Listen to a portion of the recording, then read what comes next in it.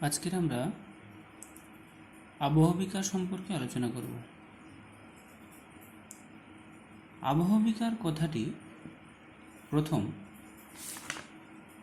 ব্যবহার করেছিলেন ভূবিজ্ঞানী গিলবার্ট।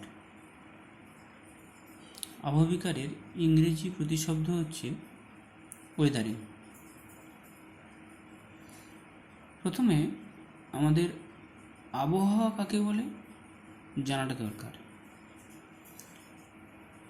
কারণ আবহাওয়া থেকে আবহাওয়া বিকারের শব্দটি উৎপত্তি হয়েছে।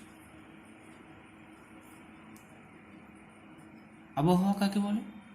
কোনো স্থানের কোনো নির্দিষ্ট সময়ে বায়ুর উষ্ণতা, বায়ুর চাপ, বায়ুর প্রবাহ, বায়ুর আর্দ্রতা, বৃষ্টিপাত প্রভৃতির গড় অবস্থাকে আবহাওয়া বলে।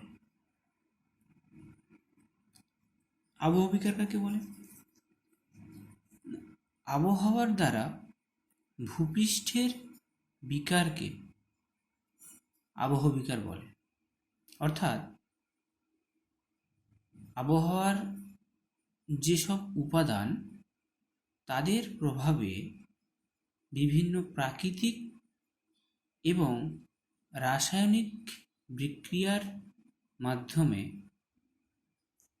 সেই স্থানের শিলারাশি ভেঙে যাওয়াকে আবহাওয়া বিকার বলে। এখানে একটা জিনিস মনে রাখতে হবে যে আবহাওয়া বিকার প্রাপ্ত শিলাচূর্ণ কখনোই কিন্তু স্থান পরিবর্তন করে না, ওই স্থানে থাকবে, তবেই তাকে আবহাওয়া বিকার বলবো। যখনই ওই আবহাওয়া বিকার প্রাপ্ত শিলাচূর্ণ স্থান পরিবর্তন করবে তখন তাকে ক্ষয়ীভবন বলা হবে।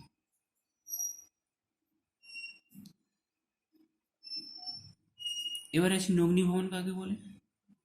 নগ্নীভবন হচ্ছে দুটি প্রক্রিয়ার মিলিত রূপ, অর্থাৎ আবহাওয়া বিকার এবং ক্ষয়ীভবন এই দুটি প্রক্রিয়া যখন একসঙ্গে ভূপৃষ্ঠে কাজ করে তখন তাকে নগ্নীভবন বলে।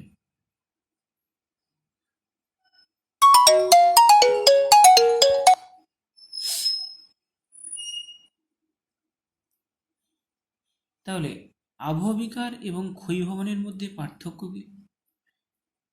আবহাওয়া বিকারের ক্ষেত্রে শিলার যখন আবহাওয়া বিকার ঘটে তখন বিচূর্ণীভূত শিলাখণ্ড মূল শিলার উপরে অসংলগ্ন ও পৃথকভাবে পড়ে থাকে। কিন্তু ক্ষয়ীভবনে কি হয়? আবহাওয়া বিকার প্রাপ্ত পদার্থ বিভিন্ন প্রাকৃতিক শক্তি যেমন নদী, বায়ু, হিমবাহ ইত্যাদি দ্বারা সেগুলো অন্য স্থানে অপসারিত হয়। অর্থাৎ আমরা এটা বলতে পারি আবহাওয়া বিকার হলো ক্ষয়ীভবনের প্রাথমিক কাজ এবং ক্ষয়ীভবন হলো আবহাওয়া বিকারের পরবর্তী প্রক্রিয়া। তাহলে আবহাওয়া বিকারের উপাদানগুলো কি কি? না, আবহাওয়া বিকার ঘটে তাহলে আবহাওয়ার বিভিন্ন উপাদান এবং জীবজগতের ক্রিয়ার ফলে। কিন্তু ক্ষয়ীভবন নদী, হিমবাহ, বায়ু প্রভৃতি প্রাকৃতিক শক্তি, তার সঙ্গে মানবিক ক্রিয়াও যুক্ত আছে।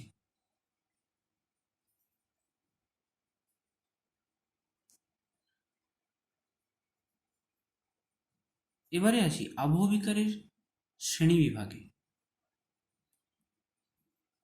আবহাওয়া বিকারকে মূলত তিনটি ভাগে ভাগ করা যায়, যথা যান্ত্রিক আবহাওয়া বিকার, রাসায়নিক আবহাওয়া বিকার এবং জৈবিক আবহাওয়া বিকার। আমরা প্রথমে যান্ত্রিক আবহাওয়া বিকার সম্পর্কে আলোচনা করব।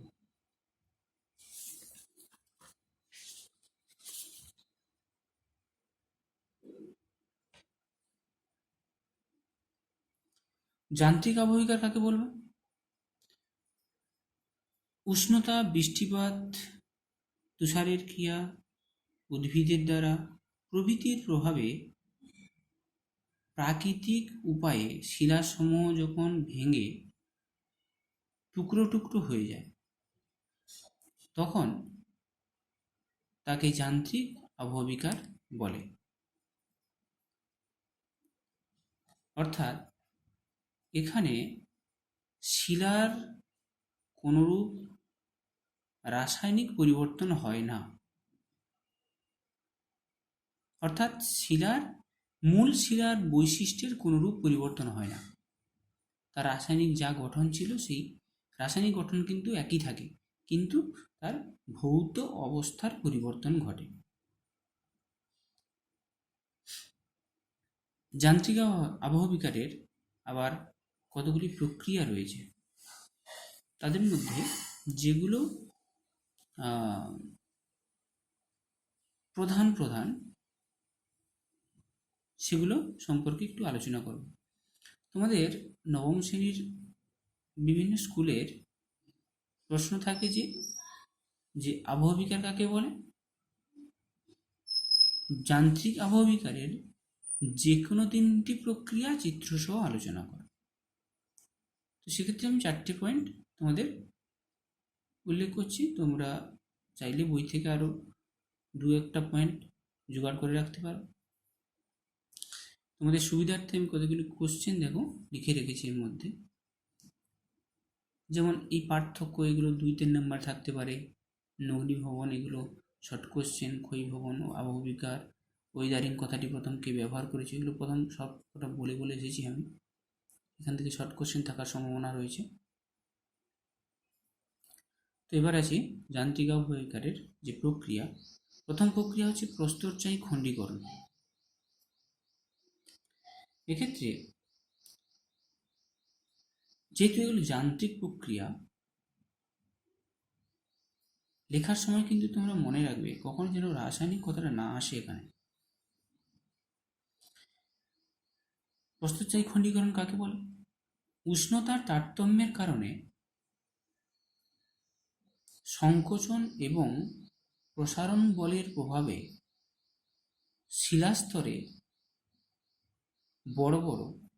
শিলাস্তর যখন বড় বড় চাইয়ের আকারে ভেঙে যায়, তখন তাকে প্রস্তরচায়ী খণ্ডীকরণ বলে।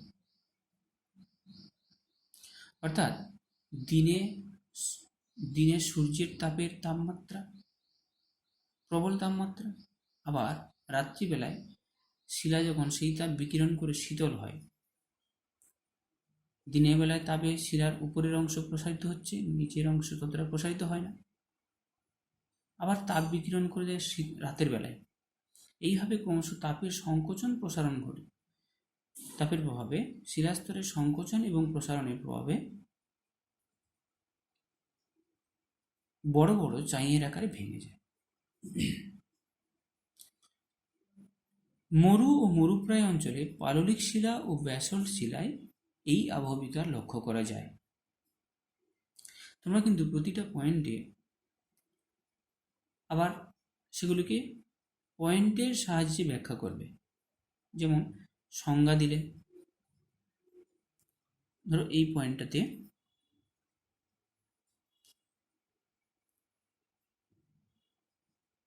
সংজ্ঞা, তার প্রক্রিয়া, আর হচ্ছে উদাহরণ, সঙ্গে ছবি। এইভাবে এই প্রতিটা পয়েন্টকে এইভাবে 3টে সাব পয়েন্টে ভেঙে অ্যান্সারগুলো লিখবে, তবে কিন্তু নাম্বারটাকে তোমরা ভালো ক্যারি করতে পারবে। দ্বিতীয় পয়েন্টে আছি স্বল্পমোচন। স্বল্প শব্দ